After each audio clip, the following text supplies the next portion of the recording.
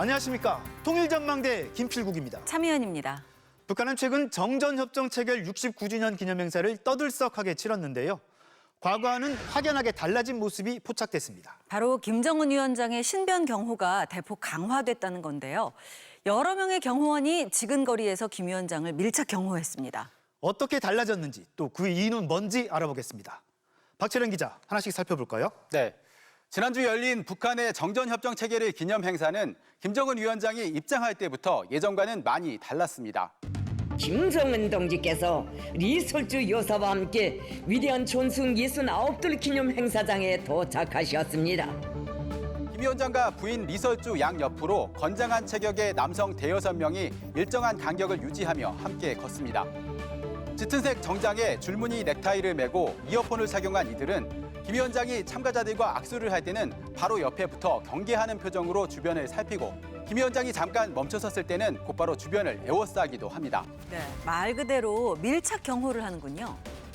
다음 날 노병대회 참가자들과의 기념사진 촬영 때도 밀착 경호가 이어졌는데요. 다함없는 흠모의 정이 촬영 장소에 차넘치고 있었습니다. 경호원들은 노병들과 인사를 나누는 김 위원장 주변에 바짝 붙어 다가서려는 노병을 제지하기도 합니다. 북한에서 2인자로 불리는 조용원 비서가 경호원과 카메라맨 사이에 잠시 끼기도 했고요. 카메라맨과 경호원이 신경전을 벌이는 듯한 모습도 있었습니다. 실내에서도 마찬가지였는데요. 김 위원장 뒤를 경호원들이 바짝 따라붙으며 걷는 모습이 포착됐습니다. 예전과는 정말 확연하게 달라졌군요. 지난해 같은 날 열렸던 노병대회 때 영상을 보면 김정은 위원장이 차에서 내려 혼자 걸어갑니다. 올 봄에 잇따라 열렸던 대규모 행사와 기념사진 촬영 때도 김 위원장은 도열한 청년들 앞을 혼자 지나갔고요. 가끔 당 간부들이 수행할 뿐 경호원은 눈에 띄지 않았습니다. 군중에 둘러싸여 떠밀리는 듯한 장면도 종종 나올 만큼 김 위원장은 그동안 스킨십을 강조하는 행보를 해왔는데 이번에는 전혀 다른 차원의 밀착 경호를 한 겁니다. 네, 경호를 하는 이들이 어떤 사람들인지도 파악이 되나요? 통상 김정은과 그 가족들 경호는 당 중앙위원회 호위처와 국무위원회 경위국, 호위사령부 등에서 담당하는 것으로 알려져 있는데요. 방송 화면에 김철규 경위국장이 대여섯 명의 경호원과 함께 나온 것으로 미뤄 국무위원회 경위국이 밀착 경호를 맡고 김철규가 지휘한 것으로 보입니다. 18년 이후 북한에 있어서 백두혈통이라든지 또는 최고 지도자 이런 건접 경호는 국무위원회 산하의 경위 총국에서 하는 것으로 알려지고 있습니다. 네, 강화된 경호, 이유는 뭐 때문으로 분석되나요? 지난달 아베 전 일본 총리의 피격이 영향을 준 것으로 보인다는 분석이 지배적입니다. 북한 내부 행사에서 건축 공격을 한 것은 상당히 이례적이고 이것은 아마 일본 아베 총리의 총격 사망 후 그 북한 호위 총국의 건의에 따른 것이 아니겠느냐 저는 그렇게 분석합니다. 일각에선 경제적 어려움 등의 내부 문제나 고조되고 있는 한반도 갈등이 원인일 수 있다는 분석도 제기됩니다. 네, 북한의 정전협정 체결을 기념 행사에선 눈에 띄는 점이 또 있었는데요. 신인 가수들이 대거 등장했다고 합니다. 네, 북한에는 가수 출신 유력 인사가 꽤 있는데요. 그래서인지 이들에 대해서도 적지 않은 관심이 쏠리고 있죠. 그동안 북한의 중요 행사 무대에서 한 번도 얼굴을 비친 적이 없던 신인 가수들이 대거 무대에 올랐는데요. 눈보라 속에도 식지 않던 마음인가.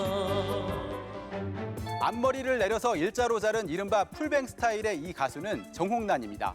독창으로만 세 곡을 불러서 이날 공연에서 가장 비중이 높았는데 처음 선보이는 신인입니다.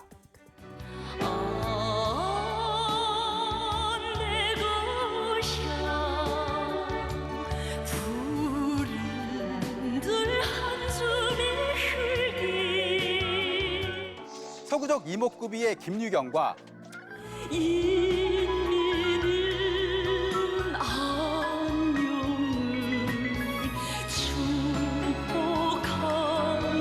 축복합니다. 문서양 역시 신인 가수인데요. 화려한 의상과 메이크업, 또 북한에서 흔치 않은 헤어스타일로 과거 북한 가수들과는 사뭇 다른 느낌을 줍니다. 네, 이들이 부른 노래도 좀 달라졌나요? 대부분의 노래가 북한 체제를 선전하는 내용입니다. 비가 오나 눈이 오나 인민의 행복이 해. 정홍란은 예쁜이란 제목의 노래를 부르기도 했는데요. 소녀는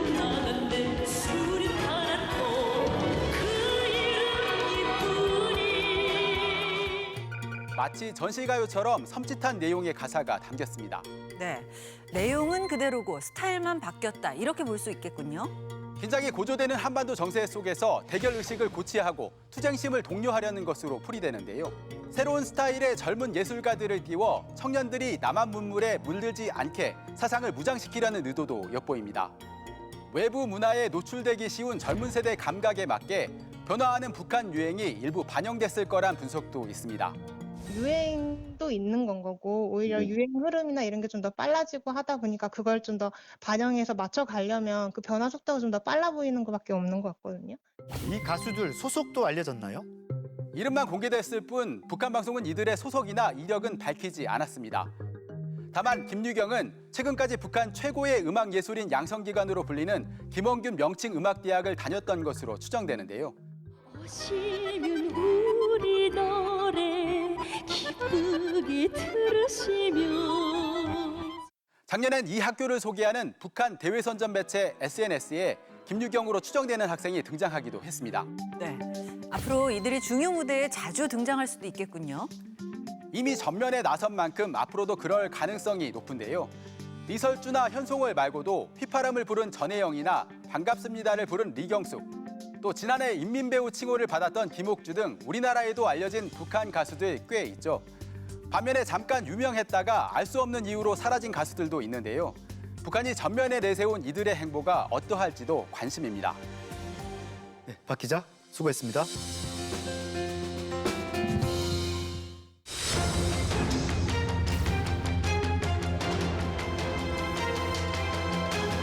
낸시 펠로시 미국 하원 의장의 대만 방문을 빌미로 중국이 대만을 포위 봉쇄하는 실사격 훈련을 실시하고 처음으로 대만 상공을 관통하는 미사일까지 쏘면서 미중 간의 긴장이 높아지고 있습니다. 네, 점점 짙어가는 미중 갈등이 한반도의 긴장도 심화시키고 있는데요. 북한은 재빨리 중국 편을 들면서 양국 간의 군사적, 전략 전술적 협동작전까지 거론하고 있습니다. 북한 핵 문제 해결은 더 어려워지고 군사 도발이 더 심해질 것 같다는 전망도 나옵니다. 최유찬 기자가 정리했습니다.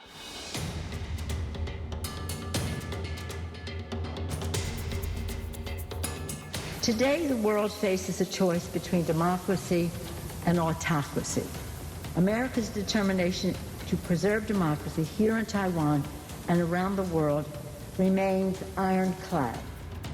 낸시 펠로시 미국 하원의장의 대만 방문 일정은 18시간에 불과했지만 그 전부터 지금까지 대만 해협 주변은 팽팽한 긴장에 휩싸였습니다.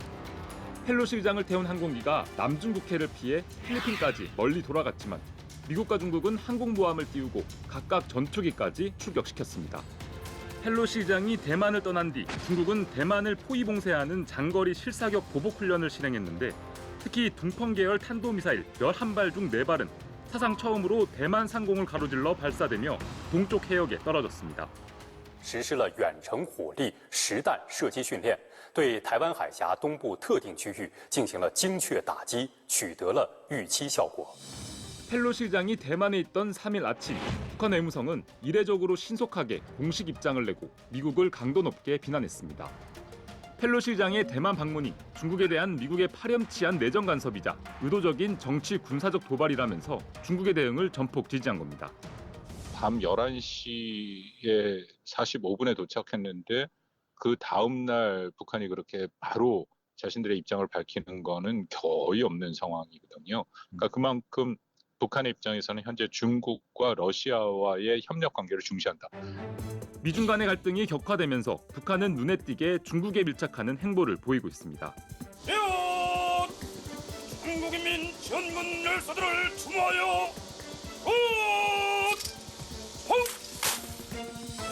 지난달 28일 김정은 위원장은 고위 간부들을 인솔하고 중국과의 혈맹 관계를 상징하는 우이탑을 찾았습니다.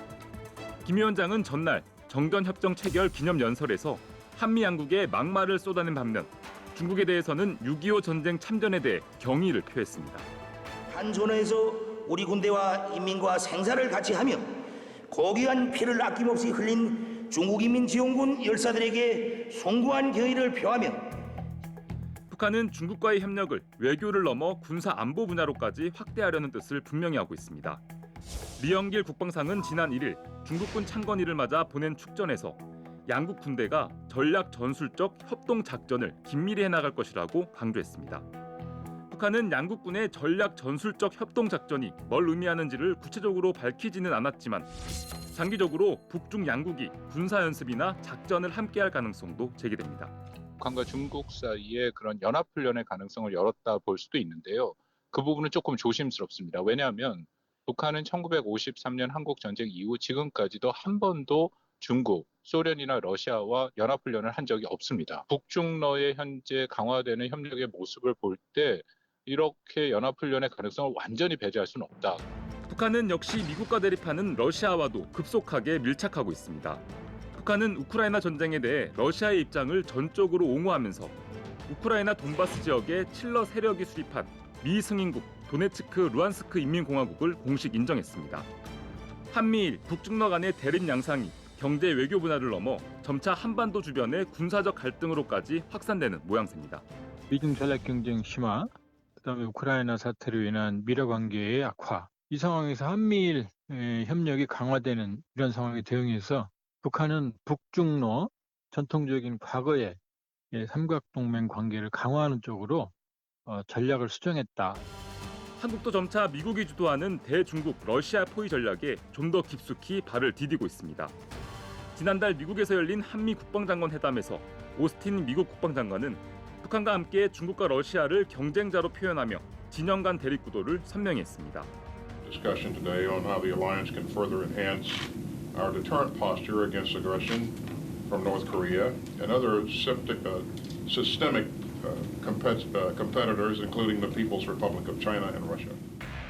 북한에 대한 군사적 대응 수위도 높여 이번 달 22일부터 9월 1일까지 열리는 한미연합연습에서는 연대급 이상 연합 실기동 훈련을 재개하고 북한 도발 시 초기 대응과 한미 공동 위기 관리, 북한 공격 격퇴와 반격 작전까지 모두 3단계에 걸친 고강도 연합 훈련도 예고했습니다.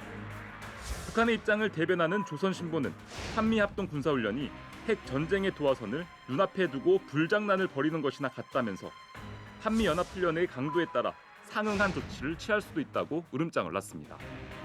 북한이 취할 조치로는 핵실험과 다양한 사거리의 미사일 시험 발사 외에 한반도의 육상과 해상에서의 무력 충돌까지 거론됩니다.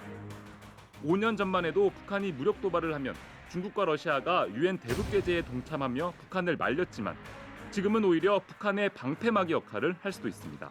북한이 핵실험을 했다.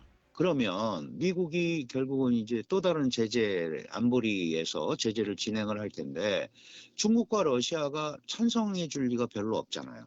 좀 미중이 정신이 없으니까 한국에 대해서 좀 강경하게 할 수도 있겠다. 아니면 도발을 할 수도 있겠다. 유럽과 대만 해협에서 벌어지는 미국, 중국, 러시아의 갈등이 한반도의 위기를 증폭시키는 상황.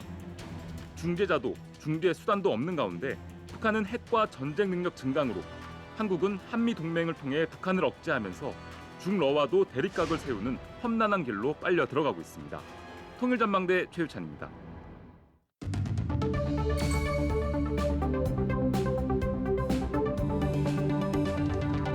여름 하면 생각나는 음식들이 있죠.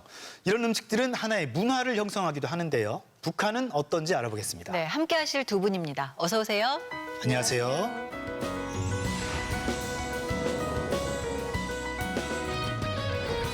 네, 김치, 불고기 외에도 옥스퍼드 영어 사전에 치맥도 등재됐다고 하죠. 치맥. 비교적 여름이 이 치맥의 계절이라고 할 수 있는데요. 북한에도 치맥 있어요? 네, 치맥까지는 아니지만 치맥이랑 비슷하게 볼 수 있는 인맥 아니면 낙맥 이런 것들이 있을 수 있는데요. 인맥이 이제 그 인맥이 아니고 인조고기와 맥주라는 뜻이거든요. 그래서 인조고기라고 할 때는 북한 같은 경우에 이제 콩기름이 되게 많은 편이에요. 그래서 그 기름을 만들고 남은 재료로 만든 어떤 그 음식 재료인데 씹는 맛이 되게 고기랑 비슷하다 해가지고 인조고기라는 이름이 붙여질 정도. 인조고기. 네, 또 맥주랑 같이 많이 매칭이 되기도 하거든요. 북한도 여름 하게 되면은 맥주를 빼놓으면 섭섭할 정도로 굉장히 남한이나 북한이나 맥주를 마시는 어떤 거는 맥주의 계절은 똑같지 않나 이런 생각이 듭니다. 네, 말씀하신 대로 북한에도 국민 맥주처럼 불리는 대동강 맥주가 있습니다. 신명의 자랑 대동강 맥주. 2009년 북한에서 제작한 대동강 맥주 광고입니다. 네, 광고 길이가 2분 47초. 홍보 영상 같다는 느낌도 드는데요. 이런 광고, 북한에서는 상당히 이례적인 시도였죠. 저기 그 광고 문구 중에 오 시원하다 대동강 맥주 이런 문구가 되게 상당히 그 인기 유행어로 자리 잡을 정도로, 그리고 이제 북한 같은 경우에는 그 술을 마시고 음주 문화 이런 걸 되게 좀 많이 그 제한하는 편이었었거든요. 그래서 그 시간이면 일을 더 많이 하라 막 이랬었는데, 저 광고가 나온 다음부터는 맥주를 마시는 사람들이 굉장히 많아졌어요. 북한의 최초의 상업 광고였기 때문에 전 세계적으로 화제가 됐었고요. 국내에서 북한학 하시는 분들이 이걸 가지고 논문도 많이 쓰셨어요. 그만큼 이제 관심의 대상이 되었었는데, 어쨌든 상업 광고라는 거는 자본주의의 꽃이기 때문에 비판이 많이 일었었고, 사회주의 국가에서는 좀 금기시되는 거라서 결국 2개월 만에 이 광고는 철회가 되고 나중에 다시 제작돼서 이제 방영이 되기도 했었는데요. 우리도 이런 맥주를 만들 수 있다라는 약간의 체제선전적인 성격도 있는 광고라고 할 수가 있겠습니다. 네. 이 평양 시내에 대동강 맥주집이 200여 곳 정도 된다고 하는데요.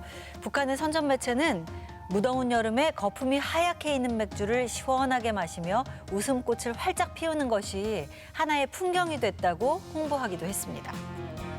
무더운 여름철에 이 화려한 집에서 맥주를 마시니까 내가 마치 신선이 된 것 같습니다. 다 마시고 싶습니다. 또 대동강변에서 대동강 맥주 축전을 연 적도 있습니다. 외국인도 있지만 북한 주민들이 뭐 여유롭게 맥주를 마시는 모습도 나오는데요. 좀 낯설다고 느끼시는 분도 있을 것 같습니다.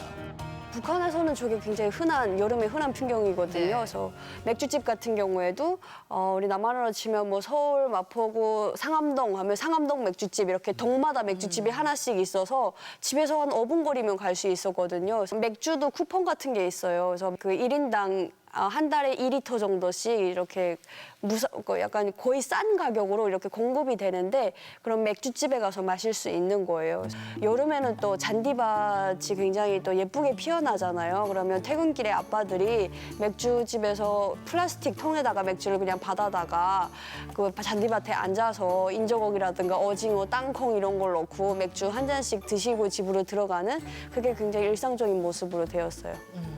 맥주가 북한의 일상을 바꾸기도 하고, 또 어떻게 보면은 북한의 주민들의 문화를 좀 만든다고 할 수가 있겠는데요. 우리나라를 예를 들어보면 커피 같은 경우가 그렇죠. 옛날에는 밥 먹고 나서 자판기 커피를 먹는 게 전부였다면, 지금은 카페에 가가지고 사람들과 어울려서 커피를 마시는 게 하나의 문화가 되잖아요. 그만큼 음식에는 다양한 문화 코드가 숨어 있다고 할 수가 있겠습니다. 네. 북한의 여름에서 빼놓을 수 없는 게 또 하나 있는데요. 바로 평양냉면입니다. 경치 좋은 대동강변에 자리한 평양냉면 명소 옥류관입니다. 김일성 지시로 만들어져서 역사가 60년이 넘었죠. 여기 오면 경치도 좋고 첫째로, 그다음에 맛도 좋고, 그래서 우리 인민들이 이거 즐겨 찾는 데 아닙니까 여기가. 북한 TV에서는 평양냉면 먹는 법을 소개하기도 하는데요. 평양냉면을 한 번에 8그릇이나 먹는 사람도 있다고 합니다. 첫 국수는 식초나 겨자를 두지 않고 순 메밀의 구수한 맛을 느끼면서 먹는다. 다음 그릇부터는 한 볼은 식초, 다음 볼은 겨자, 그 다음 그릇은 식초와 겨자를 두면서 먹는다. 북한에서는 냉면을 먹을 때 보통 한 그릇 먹을 바에는 안 가는 경우가 꽤 많았어요. 네, 그래서 항상 냉면은 곱빼기다. 그리고 특히나 저런 옥류관에 가면은 무조건 곱빼기 하고 와야 된다. 자주 갈 수 없는 곳이기 때문에 갔을 때 될수록 많이 먹고 와서 한동안 기억에 오래오래 남을 수 있게 먹어야 된다, 이런 말이 있거든요. 냉면 같은 경우에도 그람 수가 다 있어서 100g, 200g, 300g, 그리고 쟁반 이렇게까지 가는데, 쟁반은 보통 450g 정도 되는 거고, 뭐 식사용, 맛보기용 이렇게 다양하게 먹을 수도 있는 것이죠. 그래서 그럴 정도로 냉면을 굉장히 또 좋아하기도 하고, 여름 하면은 냉면을 이제 빼놓을 수 없을 정도로 그렇게 다양하게 먹기도 합니다. 사람들이 궁금해하는 게 그 옥류관에 비빔냉면도 있느냐, 이런 걸 되게 많이 궁금해하더라고요. 네, 그게 정말 저도 와서 좀 많이 헷갈렸었는데, 평양냉면을 먹으러 갔는데 비냉을 먹을 거냐 물냉을 먹을 거냐 하셔가지고 그런 게 있었던가 이런 생각이 잠깐 드는 거예요. 그래서 해냉면 내지는 평양냉면 이렇게 나누는데 해냉면은 일반적으로 명태회라든가 오징어회가 올라가고 그다음에 녹마로 만든 녹마국수 이거는 약간 함흥 쪽 지방에서 먹는 그런 냉면이고 평양냉면의 경우에는 그냥 메밀과 녹마를 섞은 면에다가 육수를 넣고 그다음에 고명을 넣고 양념을 항상 얹어서 나가거든요. 그러니까 물냉과 비냉이 합쳐진 그런 냉면이라고 할 수 있죠. 근데 보니까 북한의 이 평양냉면 사랑이 남다르네요. 노래도 만들었다고요? 그 텔레비전 북한의 그 드라마 네, 억류 풍경이라는 그 드라마에서 OST 곡으로 나온 노래이거든요. 젊은이도 늙은이도 혼자 찾는 냉면일세. 굉장히 음식을 주제로 한 드라마가 나올 만큼 그만큼 평양냉면이 특별한 사랑을 받고 있다 이렇게 볼 수도 있죠. 네. 평양냉면 관련해서 가장 기억에 남는 게 이제 2018년에 남북 정상회담을 할 때 김정은 위원장이 평양에서 냉면을 가져왔습니다 해가지고 냉면을 대접했잖아요. 맞아요. 그 당시에 누들 디플로머시라고 해서 국수 외교다. 그만큼 이 평양냉면이라는 것이 남북한을 이어주는 가교 역할을 하고 있다. 평양냉면이 하나의 이제 정치적인 상징이 됐다고도 할 수 있고 어떤 남북 교류와 평화 이런 것들을 의미하는 게 됐다고 할 수 있습니다. 그때에 전국 각지의 평양냉면집에 사람들이 줄지어서 평양냉면을 먹는 그런 모습들이 보도가 되기도 했었는데요. 특히나 이제 남한에서는 뭐 북한의 문화라고 할까요? 유일하게 많이들 친숙하게 찾는 것이 평양냉면이잖아요. 그만큼 우리가 북한의 음식 문화를 접할 수 있는 어떻게 보면 유일한 음식이 아닐까 싶습니다. 네. 우리가 뭐 어떤 나라의 음식을 얘기할 때 뭐 그 나라의 뭐 텔레비전에 자주 나오는 거라든가 관광객들이 뭐 주로 먹는 거 말고도 네. 현지인들이 즐겨 먹는 음식도 많이 궁금해하잖아요. 그렇죠. 북한에서 이 한국에 오고 나서 계속 이거 생각난다. 이 음식은 지금 먹고 싶다. 이렇게 좀 떠오르는 음식 없으세요? 이제 북한 같은 경우에는 여름철 야채를 1년 내내 즐길 수가 없어서 그냥 그 여름에 농장에서 나면 그냥 먹곤 했었는데 아침 이제 새벽이 되면은 평양 그 외곽에 있는 농장들에서 농사 짓는 분들이 상추라든가 오이, 뭐 토마토, 풋고추 이런 걸 금방 딴 그 야채를 가져다가 이제 판매하는 경우가 있거든요.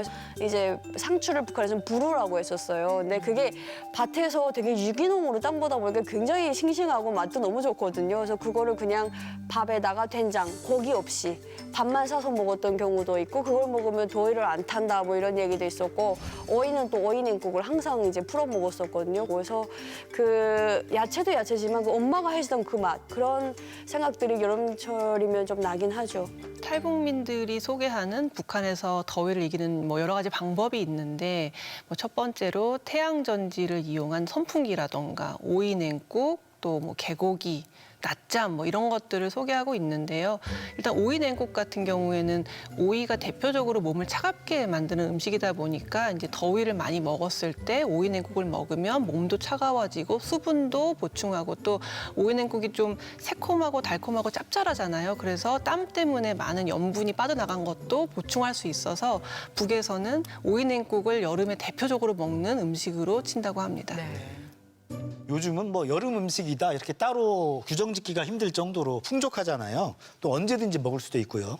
북한 이야기하면서 우리 식문화도 뭐 되돌아보게 됩니다. 정말 더우면 남편이랑 이제 카페에 가서 뭐 아이스 아메리카노라든가 요거트 스무디 이런 걸 시켜놓고 앉아있다 오고 이렇게 하는데 남편이 가끔 가다가 이제 토마토 화채를 좀 해달라고 그때 어렸을 때 먹었던 그걸 먹고 싶다고 얘기를 하거든요. 그래서 역시나 아무리 이제 먹을 것이 풍족하고 발전된 곳에 와도 어릴 적 입맛은 어디 못 가는구나 이런 생각을 항상 하게 되는데 북한 주민들도 좀 남한의 그 여름 음식들을 많이 즐길 수 있는 그런 날이 좀 오면 좋지 않을까 이런 생각을 하게 됩니다.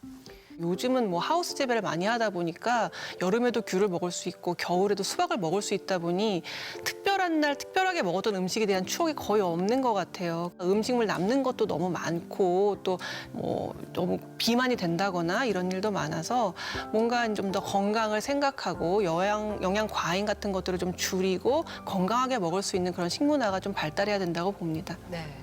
오늘 북한의 여름 별미들 살펴보면서 그 음식들과 함께 생겨나는 북한의 새로운 변화도 만날 수 있었습니다. 네, 남북의 여름 음식. 얼핏 다른 듯 하면서도 비슷한 측면도 적지 않네요. 네. 오늘 도움 말씀 고맙습니다. 감사합니다.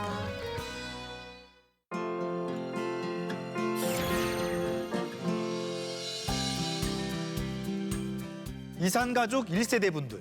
갈수록 고령화되면서 생전에 헤어진 가족을 만나기가 점점 어려워지고 있죠. 그래서 이분들의 영상 편지를 남기는 작업이 매년 이뤄지고 있다고 합니다. 네, 이와 함께 훗날 이산가족 후손들의 교류를 위해서 유전자를 채취해 보관하는 사업도 진행되고 있다는데요. 최근에 재개된 그 작업 현장을 이상현 기자가 찾아가 봤습니다.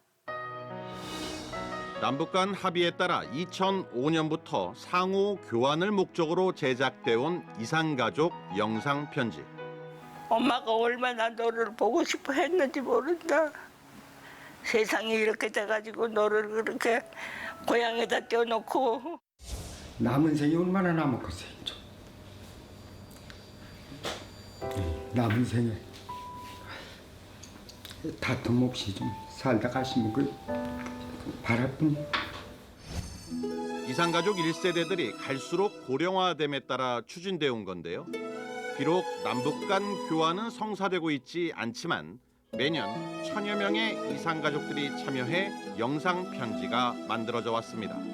남북 간 이제 영상 편지를 교환한다는 그런 의의가 제일 크기도 하고요. 그다음 이산가족분들이 지금 많이 돌아가시고 계시기 때문에 저희가 이산 1세대의 기록을 보존한다는 그런 차원에서도 아주 뜻깊은 사업이라고 할 수 있습니다.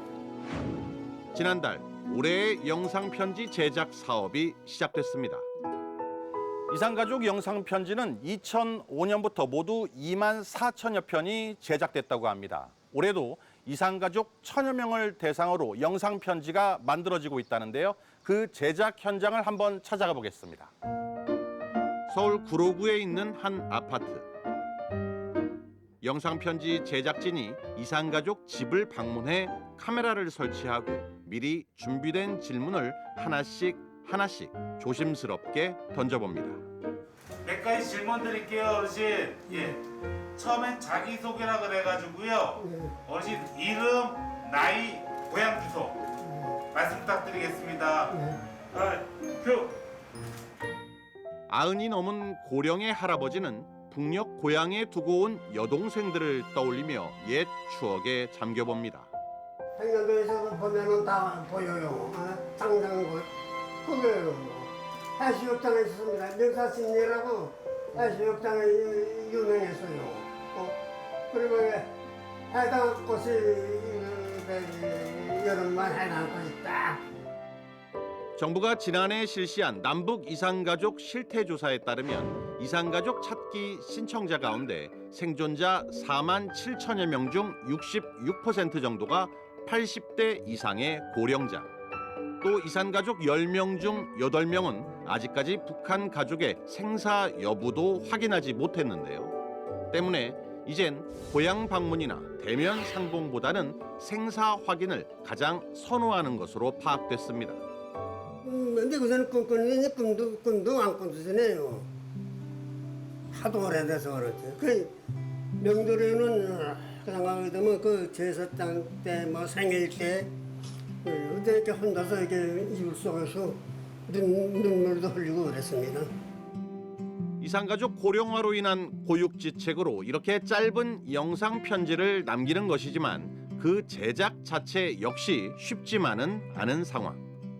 이산 1세대 분들이 고령화가 심하다 보니까 이제 80대 후반, 90대 초반 이런 분들까지는 어느 정도 영상 편지 촬영도 많이 하시고 하실 수는 있는데 이제 막상 이제 가서 보면은 좀 말씀하시는거나 아니면 옛날 기억을 다시 되새김한다는 게 좀 어려워하시는 분들도 많이 계시는 것 같습니다.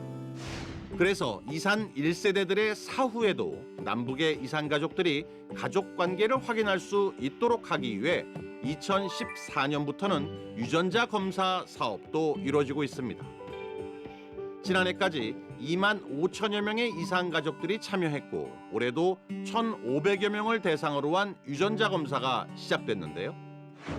검사 업체와 함께 찾아가 본 그 현장. 먼저 피를 뽑은 뒤 침과 머리카락 이렇게 3가지를 채취하게 됩니다.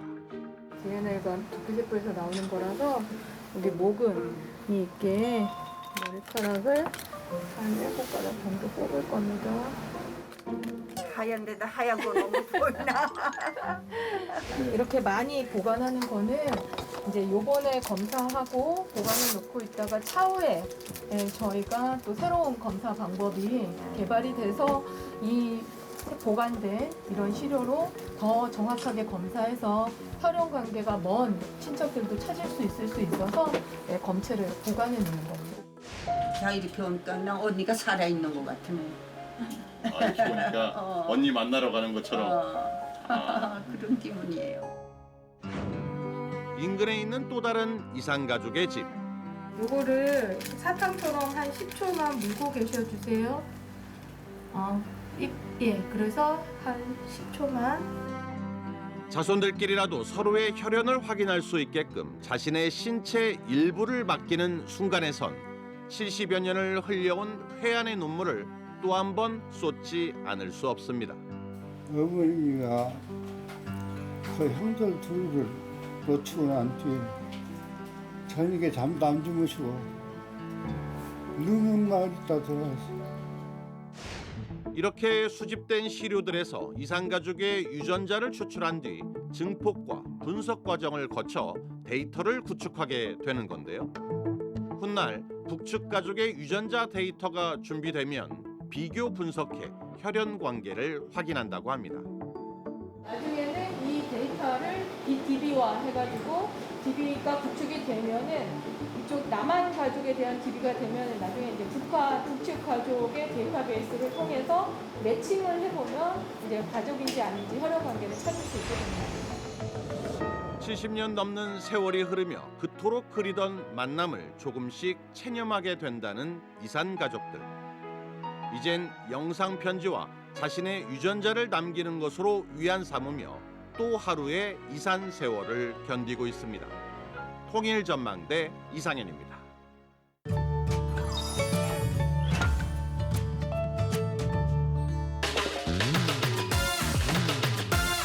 손? 그냥 낌새는 모양에 대한 단어일 것 같아가지고 손으로 했어요. 손? 왜 그렇게? 그냥 찍었어요. 나만의 낌새, 눈치와 비슷한 뜻을 가진 말로 어떤 일이 되어가는 형편이나 싹수를 뜻하는 북한말은 캐입니다. 흔히 캐를 보면 알 수 있다, 캐를 두고 보다와 같이 씁니다. 신기해요. 제가 생각했던 거랑 많이 달라가지고 좀 신기하네요. 캐일 줄은 몰랐어요. 뭔가 캐하면 외래어 같고 조금 북한은 잘 안 쓸 것 같은데 캐라는 말을 써서 너무 당황스러워요. 비가 내려 습도가 높은 데다 폭염이 계속되면서 말 그대로 한증막 같은 더위가 이어지고 있는데요. 특히 야외에서 활동하시는 분들 건강에 각별히 유의하셔야겠습니다. 네, 내일은 절기상 입추인데요. 덥고 습한 날씨는 당분간 계속될 거라고 합니다. 건강관리 잘 하시고요. 통일전망대 다음 주도 알찬 내용으로 찾아오겠습니다. 고맙습니다.